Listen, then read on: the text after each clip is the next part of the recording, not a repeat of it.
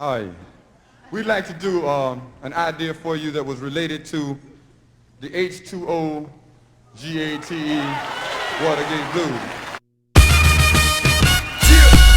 See how I fly like a catapulted penguin. Incredible a spectacle, a short time to get it in. I soar with grace and ease and luck.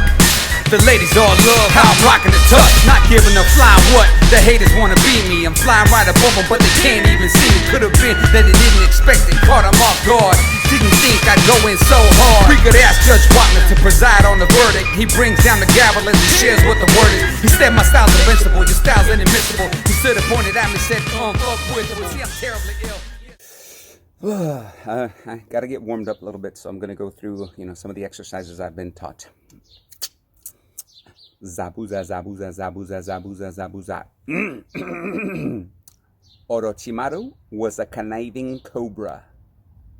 Orochimaru was a conniving cobra. All right, better. Welcome to the next installment of Grizzly Beer Stories. I'm back with another hopefully good beer and another story. Surprise, right? This week it will be Kona Brewing Gold Cliff IPA, and this says that it's made with real tropical pineapple. So liquid aloha. Let's see. These I love Kona Brewing's bottles. If you can see right there, it says liquid aloha. It's embossed. It's part of the bottle. It's not just some janky sticker stamp that they put on it. So they invested a good little bit in their bottles. This is not a twist off, so I get to use my schmancy bottle opener, dude with the big mouth here. Do I remember how to do this? I don't normally drink out of bottles. Hey, first try. So, let's see. Let's check that pour into my San Francisco Giants pint glass. Ooh, that is golden. Check that.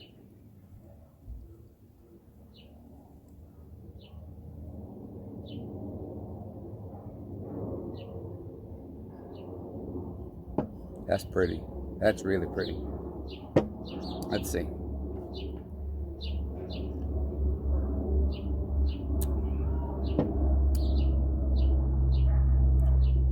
Wow, okay. So it's got a good amount of hops. It's 7.2, which for Kona, that's pretty atypical. Normally they like to keep their stuff around 5-ish, 6.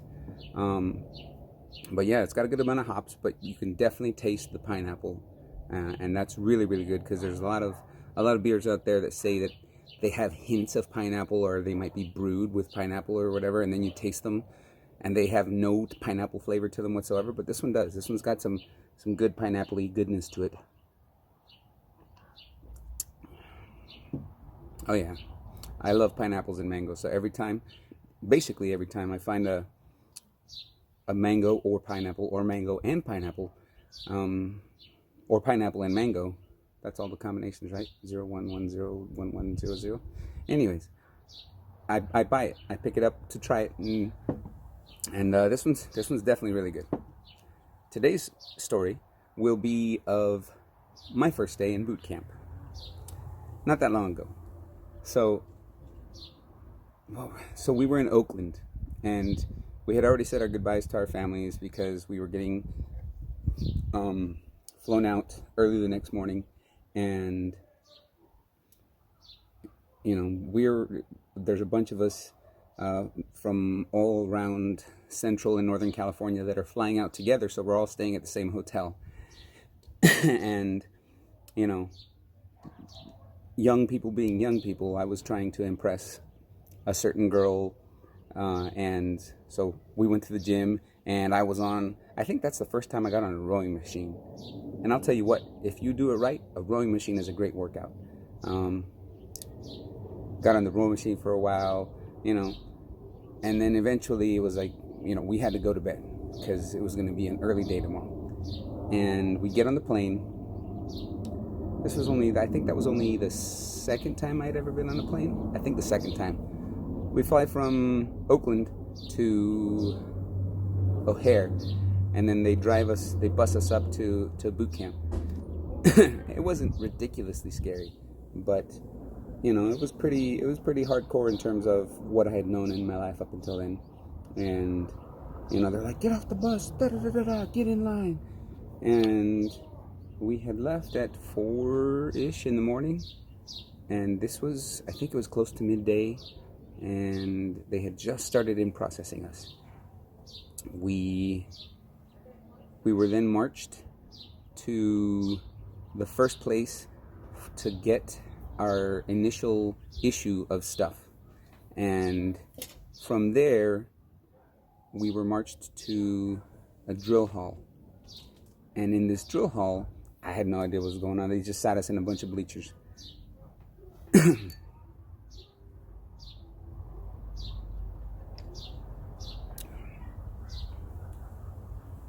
Oh yeah, the pine, you can taste the pineapple comes through with every drink, and that's really, really good. The hops might be, again, you know, a little too much for some people. Maybe I'll try to make the next one more of just like a regular ale, or I'll go with another different type of beer. We'll see. They had to sit in the bleachers.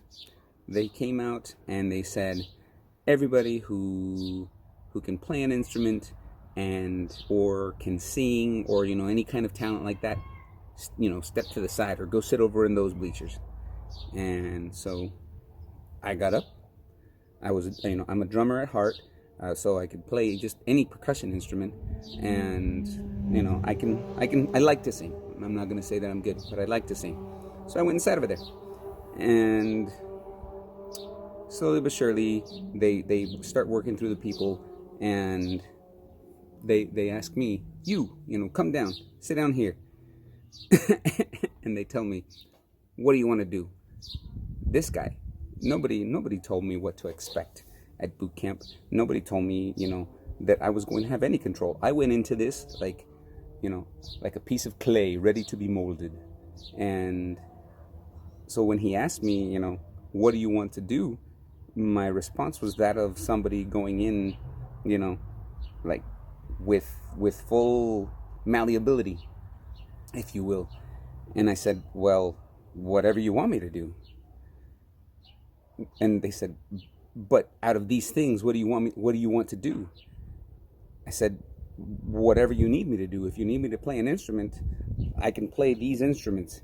If you want me to sing, I can sing. If you want me to, you know, whatever that I'm capable of, I can do it. You just need to tell me what you need me to do. That was, I think there was a back and forth of maybe 3 or 4 times. And then I guess they got fed up with my answers of them telling me what to do. You know, like, just tell me what you need me to do and I'll do it. And they told me, all right, get up, go sit on the other side with all of the peasants. So I wasn't in one of these super special, you know, super chingus divisions in boot camp that played instruments or sang or anything like that. And that's fine. You know, like, if I would have known, would I have done it different? Maybe, but I had no idea. So I just, you know, I went in there expecting to be told every moment of my time there what to do. Not my fault that they weren't ready for me, you know.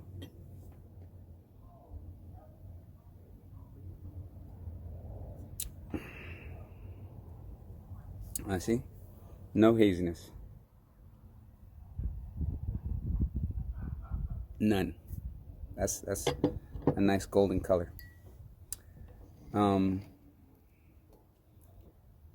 After a bit, they had assigned us all into our respective divisions, and then we got into a big line there in the gym or wherever it was. I'm pretty sure it was a gym or a hall or something of that kind. We got into a line and we were waiting. I don't know what we were waiting for. We were just told to get in line. The line starts moving, the line's moving slowly but surely.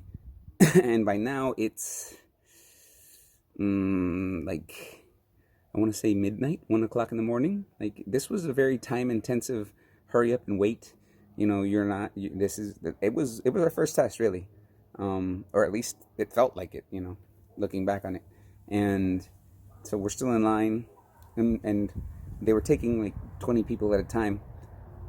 For what?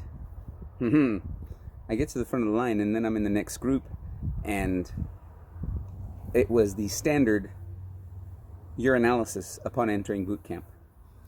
I had never seen a group, you know, of any kind of men, or, you know, 18, 19, however old they were, seize up, freeze up.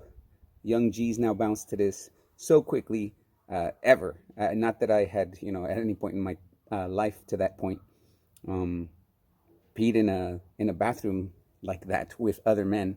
But yeah, no, it was, you had to stand a certain way to the urinal, and, you know, you were being watched. You were being watched. And that just caused so many dudes to just seize up, no bodily functions of any kind.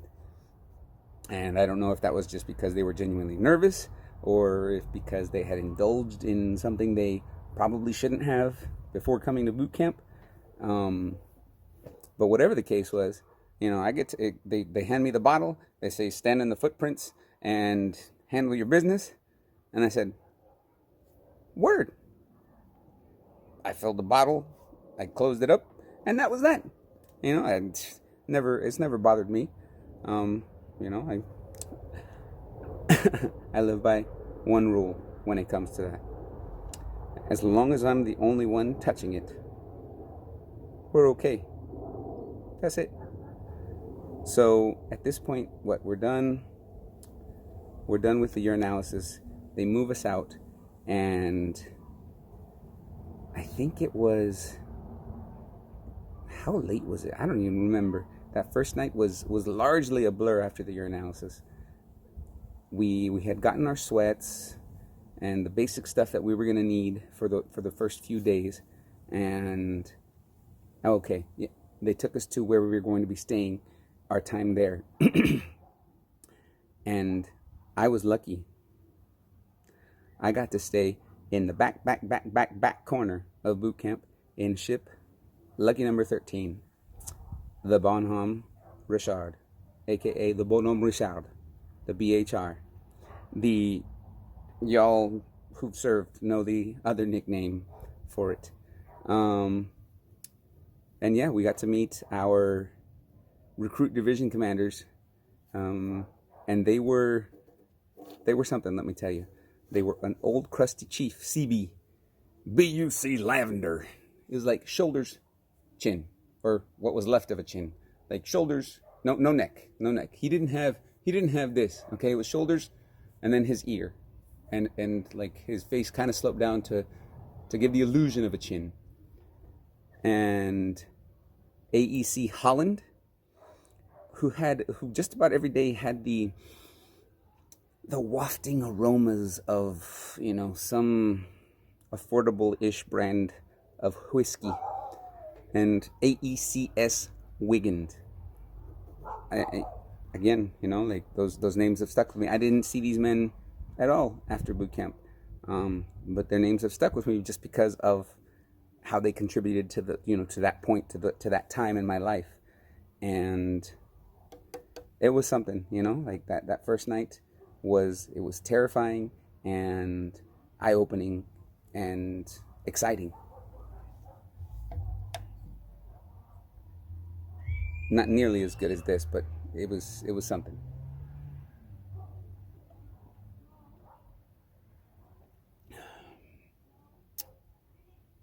Yeah, this might be a little too hoppy for some of y'all, and the pineapple, you might not be able to get past the hops to taste the pineapple, but for me, it is a really good, strong, pineapple-y, hoppy beer. And Kona, like I said, most of the time they don't venture too far out of the 5-ish, 6 range, but this is actually a really good, strong IPA for them, and I'm glad I picked it up. I would suggest if you're venturing at all into this land of flavor, and I don't mean Hawaii, I mean, you know, the pineapple IPAs, the pineapple IPA, the Golden Cliff. Yeah, Gold Cliff IPA. That you give it a try. Feel free to leave your remarks if you have tried the beer. Help other people try to make that decision. And I hope you enjoyed reliving that moment with me as much as I did. See y'all next time.